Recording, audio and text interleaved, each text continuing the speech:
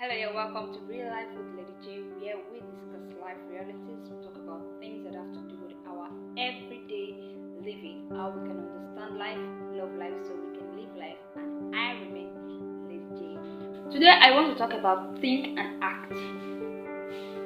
So, you have to think through before you act upon.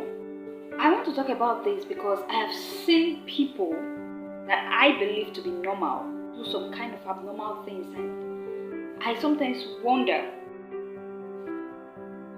but these people are abnormal. Why then are they continuously doing things that only abnormal people should do? Sometimes you hear stories like father raping daughter, brother raping sister, insane men raping insane women, and you just wonder, are these people really normal? Yes, they are normal. But something went wrong. Now, what is that? Now, every human has the ability to think. We think. Thoughts flow through our minds at every second. We have something that is going through our mind. They are called thoughts. Now, one thing about thought is that both good and bad thoughts come to our mind. Now, be it good thoughts, be it bad thoughts, you cannot stop it from coming. Especially when you feed on things that trigger such thoughts. Because what we see, what we hear, matters. What we see and what we hear gets to our mind, and then thoughts begin to spring up. So whatever you see, whatever you hear is very important, because they are what we feed on, and what we feed on will be the outcome of our thoughts. Now, one thing I love about thoughts is you cannot be penalized on the basis of your thoughts. You can only be penalized on the basis of your actions and your words.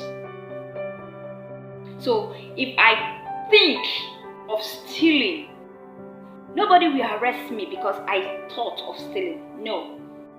Rather, they will arrest me if I steal. So, you thinking of doing something will not get you into trouble. You doing that thing is what will get you into trouble. That is why it is good we think before we act. So when the thought comes to your mind, what do you do with that thought? If it is something that your belief, your standard of living, your principles do not agree with, you don't have to heed to that thought. You don't have to heed to it. But if it is something that you know is in line with your standard, your belief, your principles, of course you can. You can act upon that particular thought. So when people do awful things, when people do unbelievable things, when people do things that you feel a normal person cannot do this thing, what happens is they act without thinking.